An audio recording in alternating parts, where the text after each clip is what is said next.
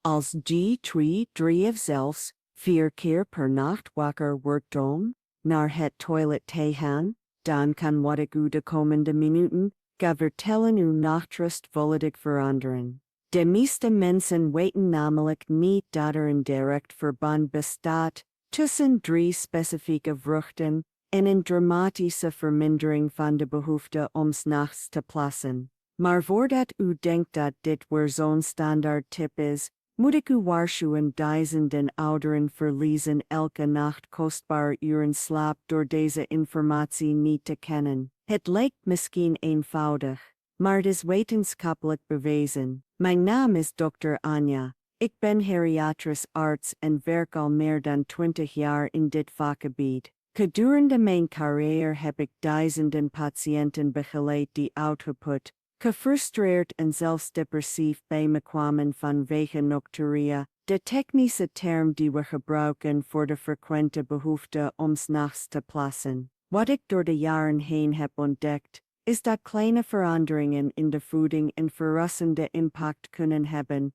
op deze aandoening die meer dan 70% van de mensen boven de 60 treft. Voordat ik die 3 vruchten onthul die uw nachten kunnen veranderen, wil ik enkele verhalen vertellen die u zullen laten zien waarom deze informatie zo cruciaal is. Echte verhalen van patiënten die situaties hebben meegemaakt die hadden kunnen worden voorkomen met de juiste kennis. Mevrouw Jansen, 60 jaar, gepensioneerd ambtenaar uit Amsterdam, kwam vorig december volledig uitgeput bij me op consult. Al 3 jaar lang werd ze 4 à 5 keer per nacht wakker om naar het toilet te gaan. Dokter, ik kan het niet meer aan. Ik slaap met horten en stoten, word moe wakker, en overdag kan ik me nauwelijks op iets concentreren, vertelde ze me met tranen in haar ogen. Mevrouw Jansen had een vreselijke slaapproblemen ontwikkeld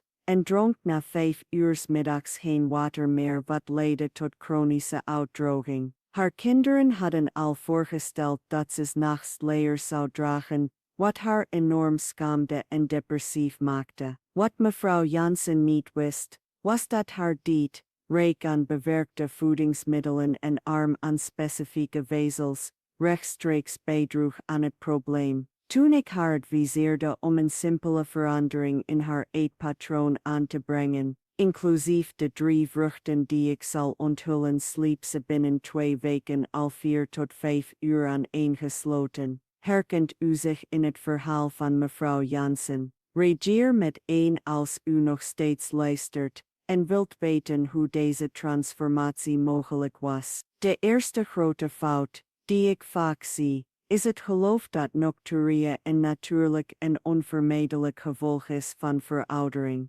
Deze mentaliteit zorgt ervoor dat miljoenen mensen passief een aandoening accepteren die aanzienlijk kan worden verbeterd. De heer De Vries, 27 jaar, gepensioneerd buschauffeur uit Rotterdam, had al 5 jaar lang om de 2 uur 's nachts naar het toilet moeten gaan. Ik dacht dat het normaal was voor mijn leeftijd, dokter. Mijn vader was zo, mijn grootvader ook, vertelde hij me tijdens ons eerste consult. De heer De Vries had zich volledig bij de situatie neergelegd en zette zelfs een urinaal naast zijn bed om nachtelijke tochten naar het toilet te voorkomen. Zijn vrouw, mevrouw De Vries, sliep al 2 jaar in een aparte slaapkamer, omdat de constante bewegingen van haar man haar ook wakker hielden. Hun huwelijk leed eronder, en de heer De Vries ontwikkelde tekenen van depressie omdat hij zich in last voelde voor zijn gezin. Zijn kwaliteit van leven was dramatisch gedaald, maar hij geloofde dat er geen oplossing was. Toen ik uitlegde dat bepaalde vruchten bioactieve stoffen bevatten die de prostaatontsteking kunnen verminderen en de blaasspier kunnen versterken, stond hij ongelooflijk versteld. Na 6 weken het voedingsadvies te hebben gevolgd, kon hij de hele nacht doorslapen met slechts 1 toiletbezoek, soms zelfs helemaal niet. Mevrouw De Vries sliep weer in hun gezamenlijke slaapkamer, en de heer De Vries herwon niet alleen zijn slaap, maar ook zijn waardigheid en levenslust. Als u verrast bent, wacht dan maar tot u hoort wat er nog komt. De tweede kritieke fout, die ik zie, is de gewoonte om grote hoeveelheden vocht te drinken in de uren voor het slapen gaan, zonder rekening te houden met het soort en de kwaliteit van die vloeistoffen. Mevrouw Bakker, 76 jaar,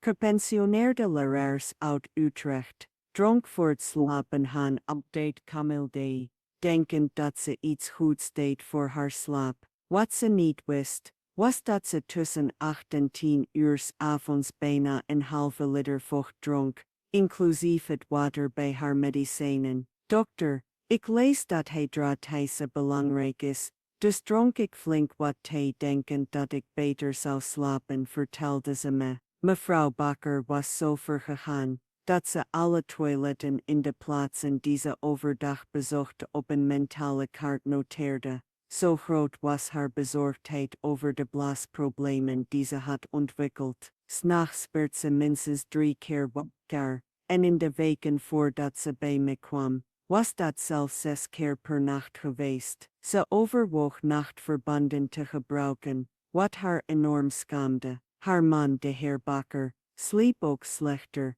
en sliep een paar nachten per week in de woonkamer. Toen ik mevrouw Bakker het concept van slim hydrateren uitlegde, en de specifieke vruchten introduceerde, die ik ga onthullen, begreep ze dat het niet alleen gaat om wanneer je drinkt, maar ook om wat je drinkt en eet. Deze 3 vruchten hebben een unieke eigenschap: ze hydrateren het lichaam geleidelijk en gecontroleerd en bevatten stoffen die de blaaspier versterken. Binnen een maand verminderde mevrouw Bakker haar nachtelijke toiletbezoeken van 6 naar maximaal 2, en hun relatie met haar man keerde terug naar de norm. Deel deze video met iemand die dit moet weten, want de volgende fout kan op dit moment in het huis van mensen gebeuren van wie u houdt. De derde fout, die ik wil bespreken, is subtieler, maar even schadelijk: onvoldoende vezelinname gedurende de dag. De heer De Vries,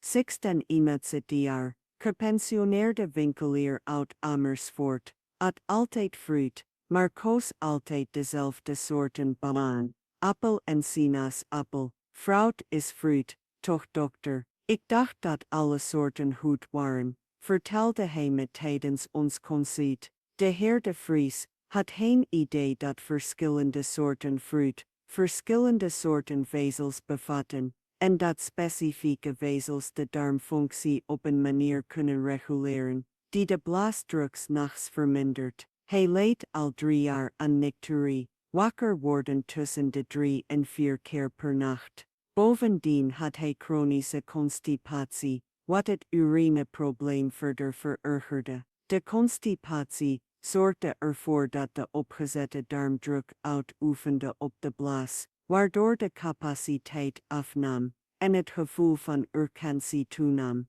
De heer De Vries had verschillende slaapmiddelen geprobeerd, maar ze veroorzaakten allemaal bijwerkingen die hem overdag hinderden. Zijn vrouw, mevrouw De Vries, was wanhopig toen ze haar man zag verslechteren. Hij werd een ander persoon kort aangebonden, ongeduldig met de kleinkinderen, vertelde ze me. Toen ik de 3 specifieke vruchten met speciale prebiotische vezels in het dieet van de heer De Vries opnam, verbeterde niet alleen de nicturie drastisch, maar verdween ook de constipatie. Binnen 5 weken sliep hij door met maximaal 1 toiletbezoek, meestal in de vroege ochtend. Als u nog niet begrijpt waar ik naartoe wil, blijf dan bij me, want nu ga ik informatie onthullen die uw nachtrust letterlijk kan veranderen. De vierde fout, die ik moet bespreken, is de verwaarlozing van de maaltijdtijden,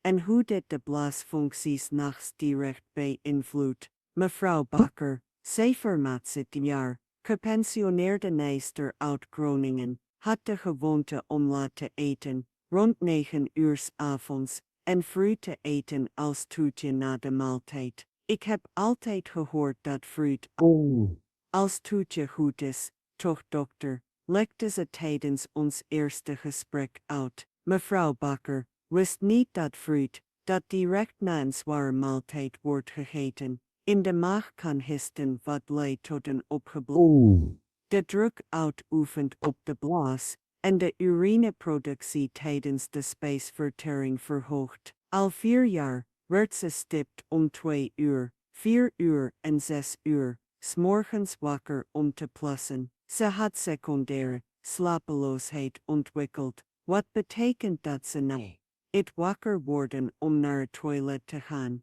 meer dan een uur nodig had om weer in slaap te vallen. Ik lig dan in bed na te denken over 1000 dingen, bezorgd of ik weer kan gaan slapen, vertelde ze me. Mevrouw Bakker slikte al 2 jaar slaapmiddelen, maar die veroorzaakten overmatige slaperigheid overdag en bloeddrukdalingen, die haar duizelig maakten. Haar kinderen maakten zich zorgen over het risico opvallen, vooral tijdens nachtelijke wandelingen naar het toilet. Toen ik mevrouw Bakker uitlegde over de juiste tijden om de 3 specifieke vruchten te eten, en vooral hoe deze vruchten ten opzichte van de hoofdmaaltijden moeten worden gegeten, was ze verrast over de snelheid van de resultaten. Binnen 3 weken verminderde ze niet en het aantal nachtelijke toiletbezoeken tot maximaal 2, maar verbeterde ook de kwaliteit van haar slaap.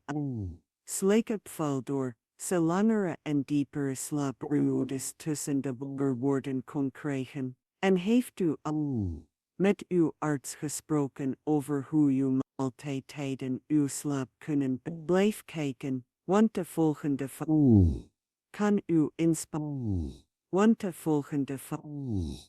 uw inspanningen saboteren zonder dat u het doorhebt. Als u tot hier bent gekomen, is dat omdat u zich echt bekommert om uw gezondheid en kwaliteit van leven. En als u waarde hecht aan deze informatie, heb ik een speciaal verzoek. Veel mensen die enorm zouden profiteren van deze richtlijnen, zullen deze inhoud nooit per ongeluk vinden. Daarom heb ik uw hulp nodig. Abonneer u nu op het kanaal en activeer het belletje voor meldingen. Het is niet alleen voor mij, het is voor alle andere mensen zoals Maria, Joe, Rosa, Sebastio en Eulalia, die in stilte lijden zonder te weten dat er natuurlijke en effectieve oplossingen bestaan. Wanneer u zich abonneert, helpt u het algoritme om deze informatie naar degenen te brengen die het echt nodig hebben.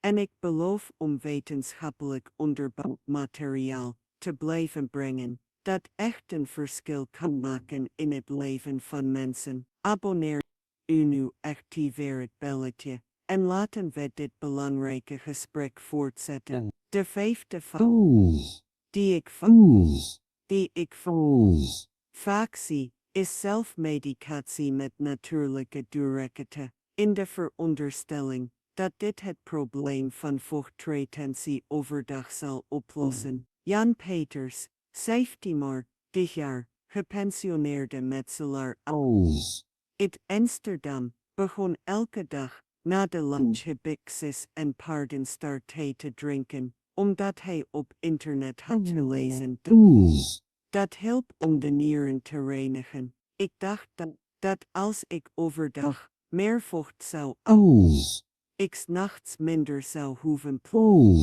legde hij me uit. Jan wist niet dat hij precies het tegenovergestelde deed van wat hij zou moeten doen. De natuurlijke diuretica droogden zijn lichaam overdag uit, waardoor zijn nierurine meer concentreerde en 's nachts in een versneld tempo moesten werken.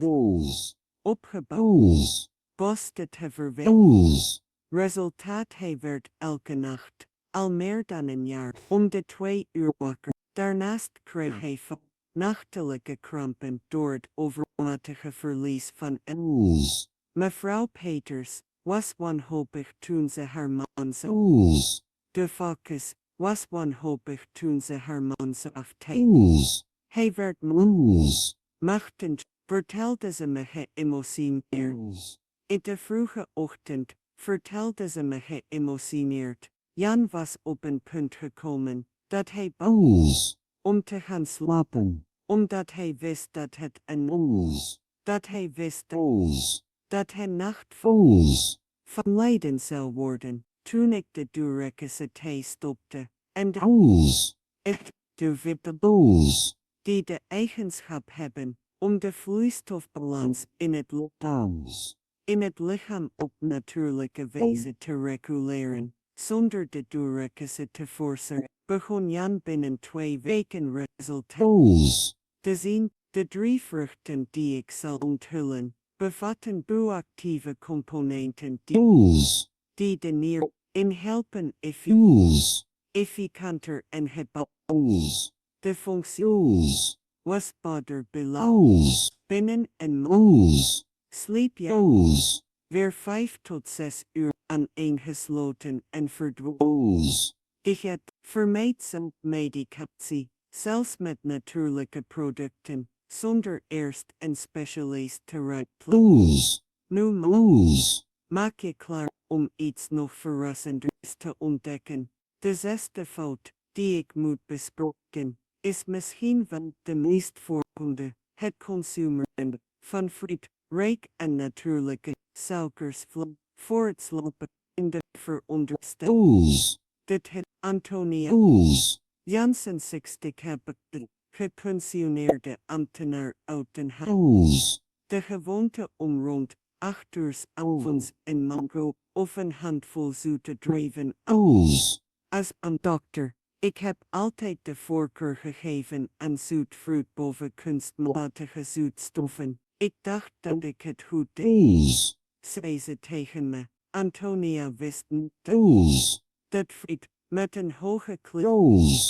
index dat 's avonds wordt gegeten, pieken in de bloedsuikerspiegel kan veroorzaken die de overmatige productie van urine tijdens de nacht stimulen. Al 2 jaar wordt ze te 5 keer per nacht. De vreselijke slaapherlating. Ik begon al nerveus te worden vanaf 7 uur 's avonds. Wetende dat ik een moeilijke nacht tegemoet ging, vertelde ze me. Antonia was op een punt gekomen dat ze het huis niet meer durfde gaan op uitlogeren, omdat ze zich schaamde voor het probleem. De meeste verschillende mogelijkheden om met vriendinnen op reis te gaan. En zelfs om haar kinderen te bezoeken die in andere steden wonen. Haar sociaal verdween praktisch. Bovendien kwam ze aan in gewicht omdat het verstoorde slaap haar hongerhormoon verstoorde, waardoor ze overdag meer at. Toen ik uitlegde de friet of de Friese ketroot, de Friese ketroot, de Friese ketroot, de Friese ketroot was Antonia geschokt. De 3 vruchten die ik onthullen hebben een speciale eigenschap. Ze hebben een lage glycemische index en bevatten die de opname van de natuurlijke suikers vertoont. Waardoor pieken in de bloedsuikerspiegel worden. In 6 weken na het volgen van de aanwijzingen verminderde Antonia haar nachtelijke toiletbezoeken van 5 naar machtruut in haar kwaliteit van ze accepteerde sociale uitnodigingen weer een maand de Friese ketroot. Als je begint te begrijpen wat het patroon achter deze fouten is, komt ik het mondtemag, de fout die je jaren van een waarvan poors, niesingstemesboden tiden, kiptem despo. De 7e fout die ik zie, is de weerstand tegen het veranderen van gevestigde voedingsgewoonten. Zelfs wanneer deze gewoonten wezen vermonten duidelijk de gezondheidsschade. Raymond de Vries, Temtom Tmude, Bovakker uit Rotterdam, was extreem weerbarstig tegen veranderingen in zijn voeding. Dokter, op mijn leeftijd heb ik niet veranderen. Wat ik eet. Oes. Ik heb altijd van alles gegeten en ben hier gekomen, zei hij bij het eerste consult. Raymond de First boeknieuwde, dagelijks bewerkte voedingsmiddelen, light frisdranken en fruitenblik, optie voorop, denkend op de Oes. light en in blik precies gezonde opties. Oes. Al 4 jaar werd hij 3 tot 4 keer per nacht wakker om te plassen. Oes. En de Oes. had hij last van urine-incontinentie, de vriezen, kleine onwillekeurige lekhamkjes. Oes. Ik het overdag, hij droeg mannelijke inlekker, Oes. wat hem diep depressief en beschaamd. Oes. Ik voel me als een kind Oes. op mijn de fruit, layers Oes. zei hij met tranen in zijn ogen. Zijn vrouw, mevrouw de Vries, maakte zich grote zorgen, omdat ze haar man emotioneel zag aftankelen. Raymond was gestopt met naar buiten Oes. vermeed bezoek, en was op een punt gekomen dat hij zijn kleinkinderen niet meer durfde knuffelen uit angst dat ze de urinegeur zouden roken. Oes. Toen ik uitlegde de conserveringsmiddelen en kunstmatige zoetstof Oes. in bewerkte voedingsmiddelen, Oes.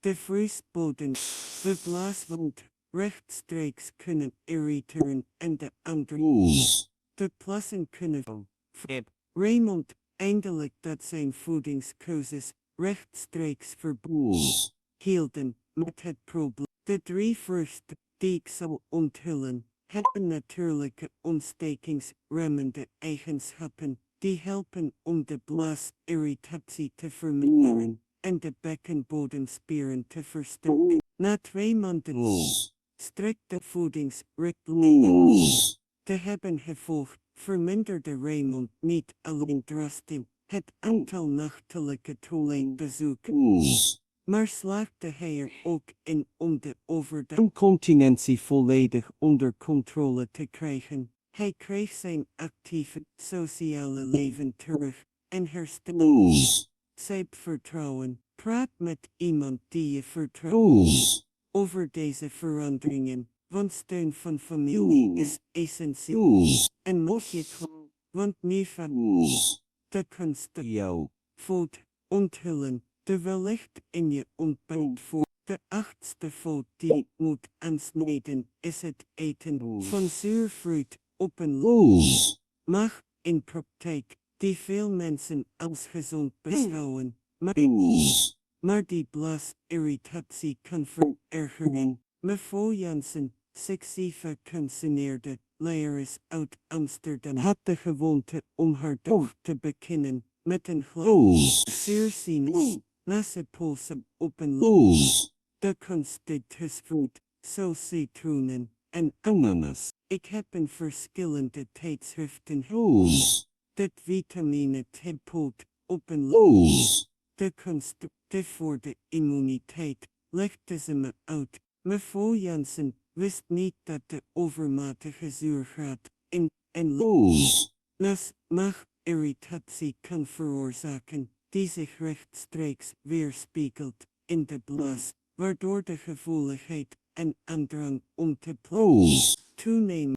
's Nachts werd ze elke 2 uur wakker, met een dringende aandrang om te plassen, zelfs als de hoeveelheid urine Oes. Het is een vreselijk gevoel. Oes. Het lijkt wel Oes. of ik in Oes. de kunst Oes. Oes. de kunst Oes. de kunst Oes. de kunst Oes. de kunst Yo. Mevrouw Jansen ontwikkelde en slaapgerelateerde fobie Oes. Oes. en raadpleegde ze Oes. de kunstdoel, Trouw. de kunstdoel, dat het de kunstdoel.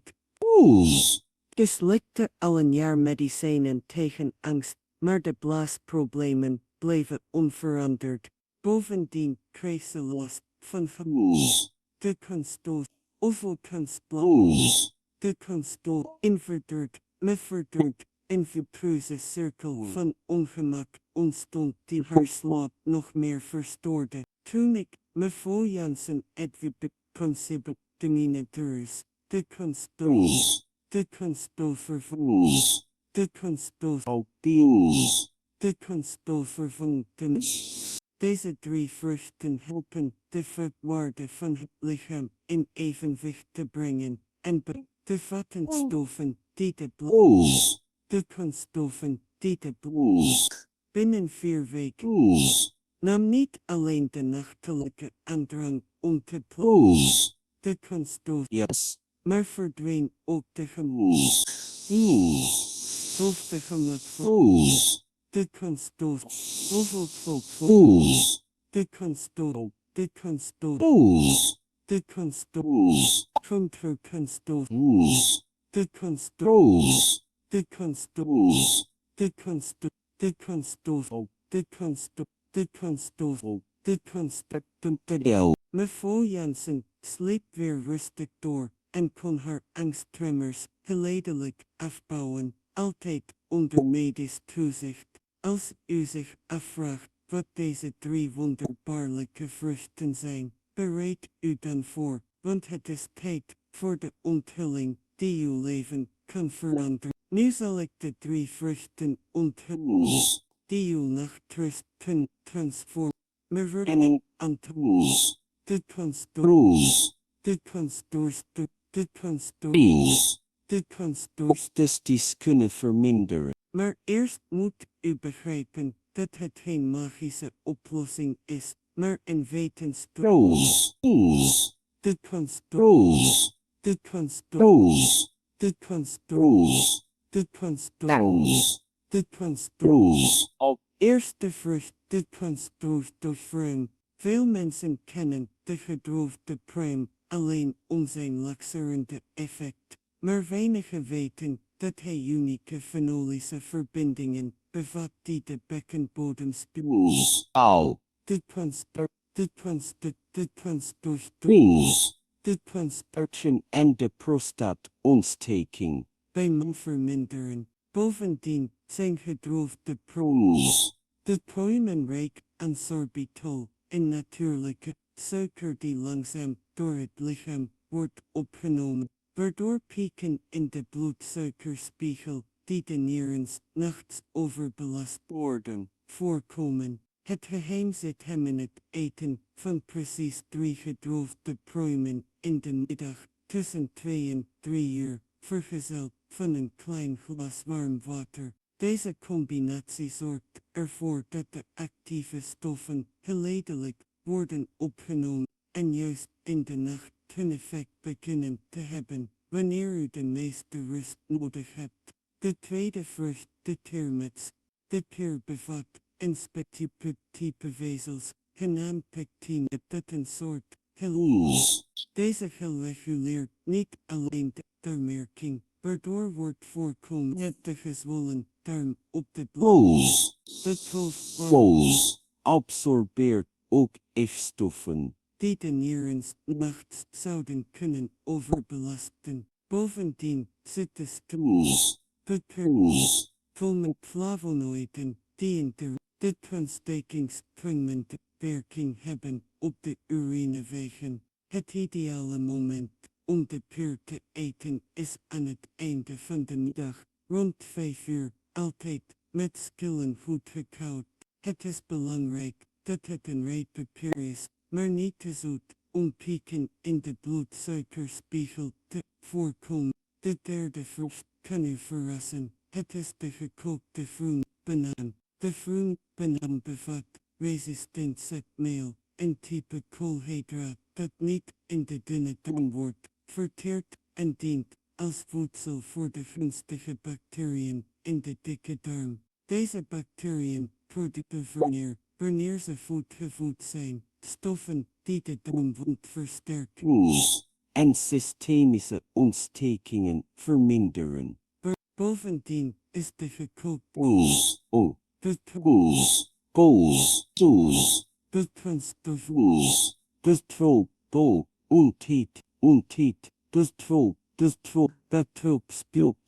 in een natuurlijke manier wordt verminderd. Het geheim zit hem in het stomen van de groene benaming, de tuin voor 10 minuten en het eten ervan, terwijl deze nog los is, bij voorkeur. De voorkeur dient, de voorkensnak, rond 10 uur. Het compleet protocol werkt als volgt. De prook de groene benaming om 10 uur ochtends met skill om 5 uur is middag en 3 gedroogde pruimen. De pub tussen 2 en 3. Deze volgkoord is niet willekeurig. Elke vrucht werkt op een specifiek tijdstip om uw lichaam voor te bereiden op een metulkunstbis.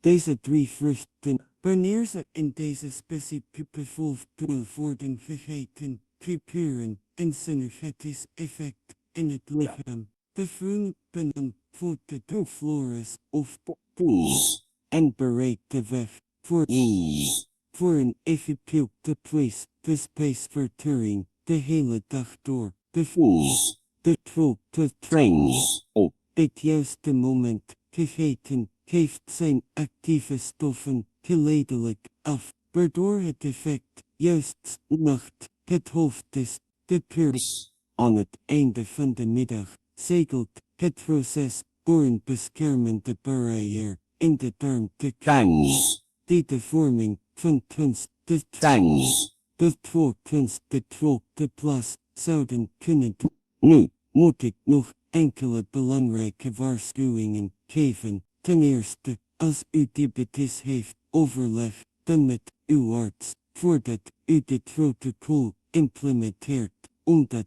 elke verandering in het de bloedsuikerspiegel kan beïnvloeden. Ten tweede, als u medicijnen tegen hoog bloeddruk slikt, vooral die puurt, is het essentieel dat een professional de veranderingen volgt, omdat het protocol de effecten van de medicijnen kan versterken. Ten derde, mensen met ernstige nierproblemen moeten onder streng medisch toezicht staan, omdat elke verandering in de nierfunctie moet worden gemonitord. Het is ook belangrijk te begrijpen dat de resultaten niet van de ene op de andere dag zichtbaar zijn. In de eerste week zult u mogelijk geen grote verschillen merken, of zelfs een lichte toename van de frequentie van plassen ervaren, terwijl uw lichaam zich aanpast. In de tweede week beginnen meestal de eerste tekenen van verbetering te verschijnen. U kunt mogelijk wat langere periodes slapen tussen de toiletbezoeken. Vanaf de derde week merkt de meeste mensen een aanzienlijke vermindering van de nachtelijke urineproductie en velen kunnen 5 tot 6 uur achter elkaar doorslapen zonder onderbreking. Naast de 3 vruchten zijn er enkele aanvullende richtlijnen die de resultaten versterken. Vermijd volledig cafeïnehoudende dranken na 14 uur, inclusief zwarte thee, groene thee, frisdranken en chocolade. Cafeïne kan tot 8 uur in het lichaam blijven en zelfs kleine hoeveelheden kunnen de urineproductie des nachts verhogen. Verminder ook het zoutgebruik na tussen te omdat overmatig natrium het lichaam dwingt vocht overdag vast te houden en 's nachts uit te scheiden. Drink voldoende vocht gedurende de ochtend en vroeg middag, maar verminder geleidelijk het vochtinname na tussen.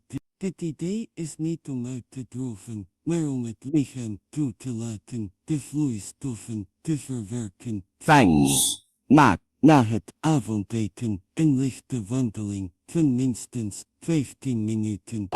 Beweging helpt de bloedsomloop te stimuleren en kan vocht of poeping in de extremiteiten verminderen. Als u prostaatproblemen heeft, weet dan dat dit protocol bijzonder kunstig kan zijn. De ontstekingsremmende stoffen in de 3 vruchten helpen de zwelling van de prostaat te verminderen, dat de uretra kan drukken en een gevoel van onvolledige blaaslediging kan veroorzaken. Voor vrouwen die de menopauze hebben doorgemaakt, is het protocol ook zeer effectief, omdat de feto-oestrogenen in de vruchten helpen de bekkenbodemspieren te versterken, die door de hormonale afname verzwakt kunnen zijn. Onthoud altijd dat nachtelijke urineproductie een symptoom kan zijn van ernstigere aandoeningen, zoals ongecontroleerde diabetes, hartvallen, nierproblemen of zelfs sommige soorten kanker.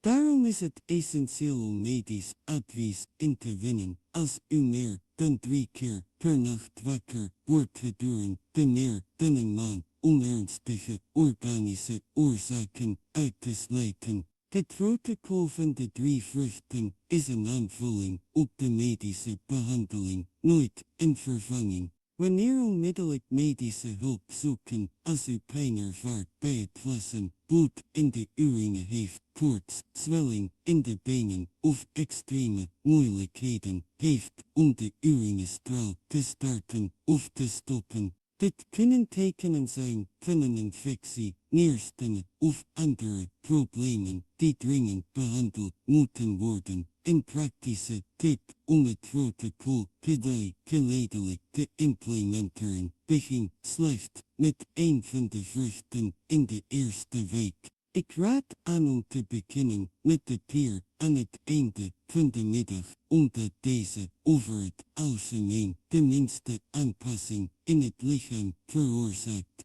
In de tweede week voegt u de gekookte groene banaan toe in de ochtend. In de derde week voegt u de gedroogde pruimen toe in de middag. Deze geleidelijke implementatie stelt u in staat om te observeren hoe uw lichaam op elke verandering reageert en voorkomt spijsverteringsklachten. Houd gedurende de eerste 4 weken een eenvoudig dagboek bij van uw nachten. Noteer hoe vaak u wakker werd, of het om te plassen was, of om andere redenen, hoe u zich voelde bij het wakker worden, en of u verandering in de slaapkwaliteit opmerkte. Deze informatie kan zeer nuttig zijn als u later met een arts moet praten. Voor familieleden die meekijken, nachtelijke urineproductie is niet alleen een ongemak. Het is een aandoening die de kwaliteit van leven van uw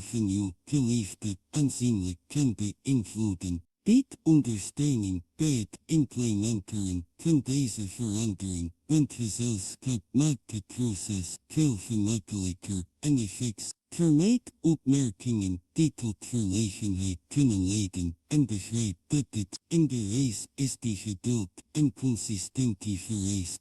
Het protocol van de 3 vruchten vertegenwoordigt een natuurlijke, veilige en wetenschappelijk onderbouwde aanpak voor een probleem dat miljoenen mensen treft. Het is geen wondermiddel, maar een krachtig hulpmiddel dat bij correct gebruik, rustige nachten en een aanzienlijke verbetering van de levenskwaliteit kan opleveren. Onthoud, kleine, consistente verandering kunnen grote transformaties teweegbrengen. De verhalen die ik vandaag gedeeld zijn echt, en de resultaten die deze mensen hebben bereikt, kunnen ook de uwe zijn. U verdient het om goed te slapen, uitgerust wakker te worden en zonder constante zorgen over toiletbezoeken tijdens de nacht te leven. Als deze inhoud nuttig voor u was, deel deze dan met anderen die van deze informatie kunnen profiteren. En als u besluit het protocol te implementeren, kom dan over een paar weken terug om de reacties te vertellen hoe uw ervaring was. Uw verhaal kan veel andere mensen die dezelfde situatie meemaken, inspireren en helpen. Slaap goed en mogen uw nachten rustig en herstellend zijn.